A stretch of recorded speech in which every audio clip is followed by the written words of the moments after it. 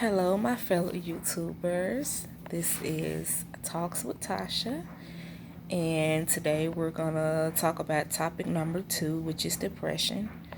Um, Depression is something that I'm also familiar with. Um, I've been through a sense of depression in my life to where um, I've never felt like harming myself, but I was down and I was going through some things, and I had people, not professionally, but people that would, talk to me and sympathize with me and let me know that they knew what I was going through, and that if I needed anybody to talk to, that they were willing to be there for me. So it's good to have people that you can actually talk to when you are going through things like depression. So first, before I start talking about depression, I want to name some different types of depression. You have major depression. You have persistent depression disorder. You have bipolar disorder. You have seasonal affective disorder (SAD). You have psychotic depression. You have postpartum depression. You have premenstrual dysphoric disorder (PMDD). You have situational depression and atypical depression. Those are some types of depression that us as people go through in our lives. So, as I said once before, this is something that I've gone through and something that I've worked through, and a place that I would not like to be ever again. But you never know what you can go through or what can happen to take you to that dark place in your life to where you feel nothing is possible. So, I'm going to talk about some depression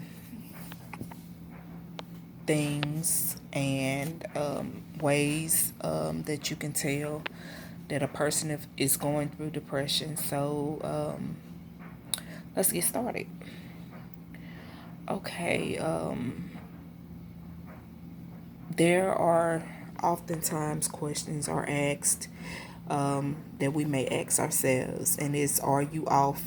Are your off days a sign of depression? We all have off days in our life to where you don't know if you're coming or going. But do you know the difference? Is that a sign of depression in your life? Okay, I'm going to go through some symptoms of depression.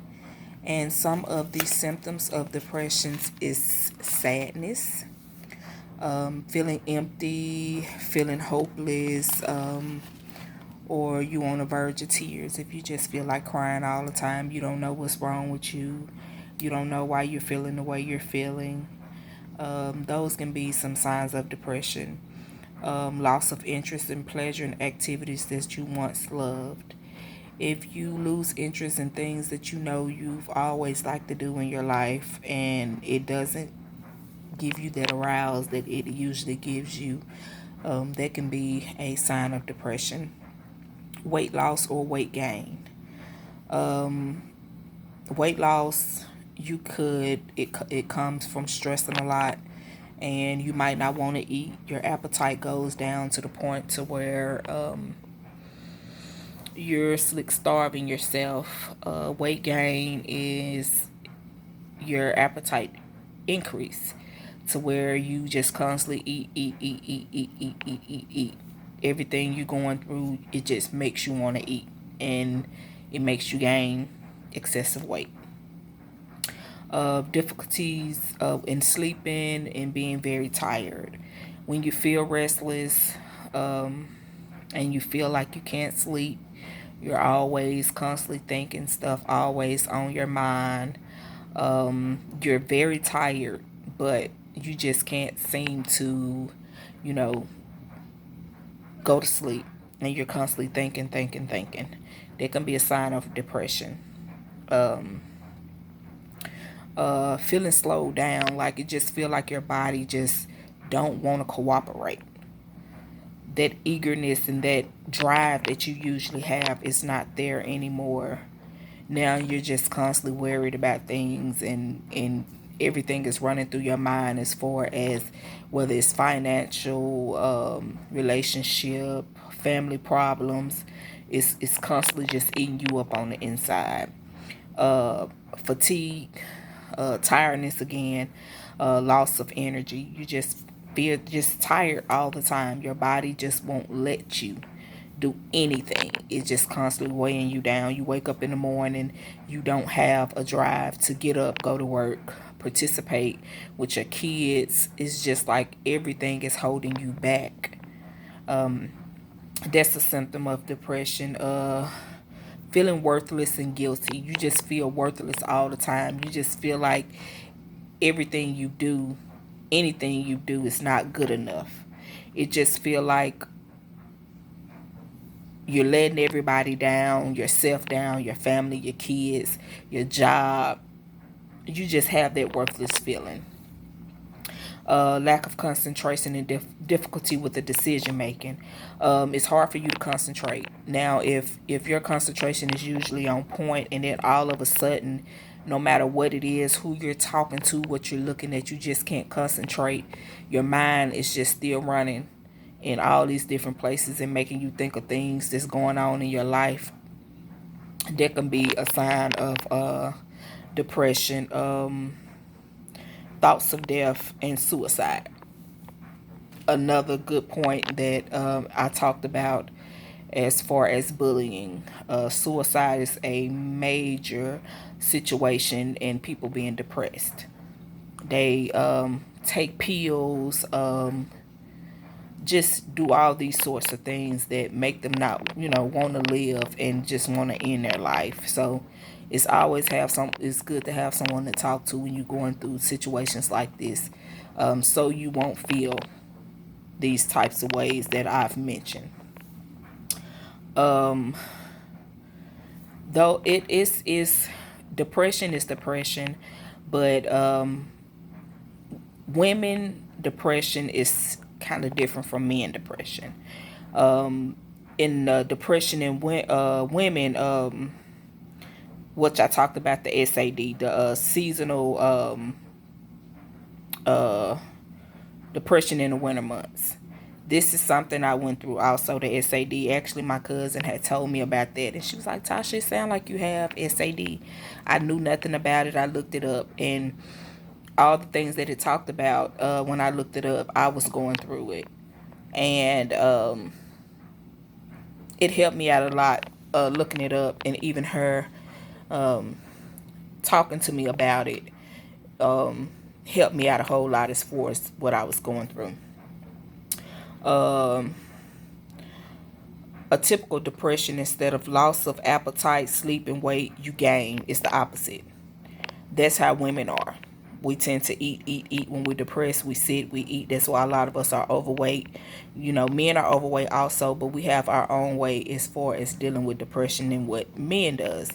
So that's a symptom of a woman.